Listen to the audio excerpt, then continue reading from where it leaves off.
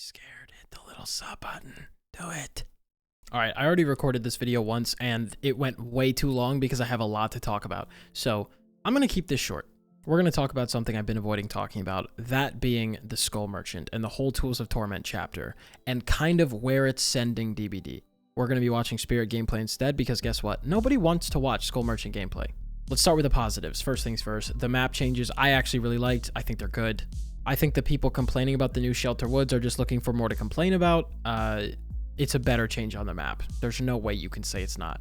And of course, Red Forest looks amazing. The positives on the survivors, there's not much, but I will say they look good. And the whole brother-sister thing's pretty cool.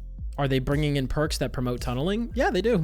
Anyways, we're going to try to keep this short, so we're only going to talk about things that I haven't seen talked about. So the whole Skull Merchant bad, Skull Merchant promote 3-gen. Yes, we know that. We know. She's fucking terrible, and the only way she can be played effectively is by holding a 3-gen from the start of the game. We know that. And I will touch on a couple fundamental issues, but we're just going to skip past that right now. Let's look at the chapter as a whole. In fact, let's look at the last two chapters as a whole. Forge and Fog and Tools of Torment.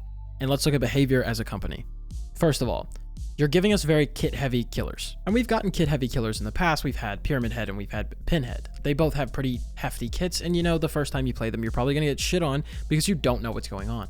Knight has this weird, you need to know the difference between 3 guards and you need to know what they do. You need to know when he's sending the guard out, little things, but it definitely is a heftier kit. Skull Merchant has these drones where if you stay in the drone thing too long, then you'll get exposed. And if you take the drone down, then you'll have this thing on your arm and then you can watch the battery on your UI. And also she might have certain add-ons that reveal your aura or take down pallets, or you get my point. It's a clunky loaded kit. Guess what? Nobody asked for this.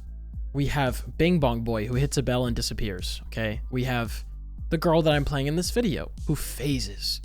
We have man who smashes into walls and then speeds at you. We have 2 chainsaw killers that are both unique in their own ways. Show me anywhere where we ask for someone that has intel that they cannot act on. If I wanted to know where someone 40 meters away from me was, I would bring barbecue and chili.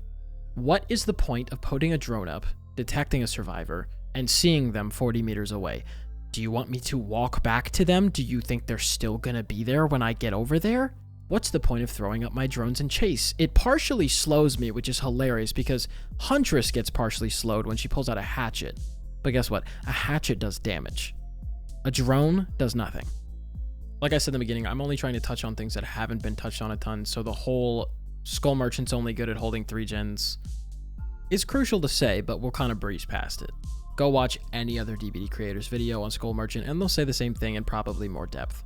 But going back to the previous killer's kits and the last 2 killer's kits in comparison, we're not asking for something this complicated. Nobody asked for drones that expose, that go to sleep, that put a bracelet on your arm, that give codes to solve.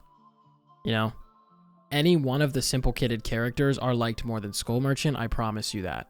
And from a content creator's perspective, because there are more content creators in the world than ever right now, what do you want us to do with this? You handed us 2 piles of garbage in the last 6 months, and you told us to make gold with it. And what fun content can we make with 2 killers that are miserable to play as and miserable to play against? And that leads me to the next thing, which is fun factor. I'll keep this so simple because I want to keep this video short. Knight is not really fun to play anymore. And guess what? He was never fun to play against. Skull Merchant is never going to be fun to play as or against. I could make a whole video just about that. What is DBD doing that they are openly and purposefully releasing killers that are not fun in any aspect? It's a video game. At its very core, what are video games meant to do? They're meant to be fun. Well, no, video games are meant to be hyper competitive and I need to sweat my ass off every game. Okay, don't play DBD then. If you're playing a 4v1 party game and you're mad it's not competitive enough, maybe, just maybe, find a different game. Which leads me to my next point of people that are hyper competitive. It's actually a quote I've heard 100 times in the DBD community, which is, never underestimate a DBD player's need to make everyone miserable. I'm looking at the 4-gen regression Knights. I'm looking at people that hold 3 gens from the start of the game. These kind of people. Guess what? They're never gonna go away in any game. Guess how to fix that? Don't reward their playstyle. There are no consequences for camping, no consequences for tunneling, and in fact, the new Survivors perks promote tunneling. If you want to be like, oh, DBD's trying, just be patient. Okay, tell me why they're adding the strongest exhaustion perk to date in terms of distance, speed, and time, and all it does is let you run away after unhooking, leaving the person unhooked completely vulnerable to chase. Again, this isn't a perk video, but that shows exactly what is wrong with these last 2 chapters. It's like these devs are stabbing themselves in the arm and then going, oh no, what happened? You did this. This is your fault.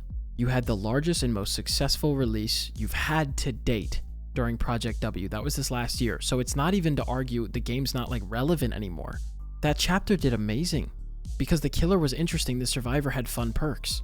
I don't think anyone would say Wesker's overpowered or broken. He's fun to play and to play against.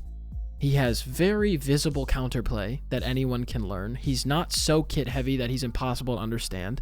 And this is why I think DBD devs are getting lazy, because anyone with the IQ of wet cardboard could look at Forged in Fog, see that it was really bad for the overall health of the game, and realize that not a lot of people are happy with it, and they could go back, look at their more successful chapters, and see what they did differently. But instead, these devs are doubling down on this concept of a comp lockdown killer, and doing it twice in a row. Again, is Skull Merchant strong? No, not at all. But she can hold a mean 3-gen. Was Knight initially strong on release? No, he got buffed really fast. But guess what he could do on release? Hold a mean 3-gen. So please, DBD, give us more gen kick perks. Give us more lockdown killers. Give us more people that no one has fun playing against. Please. I'm having the time of my life.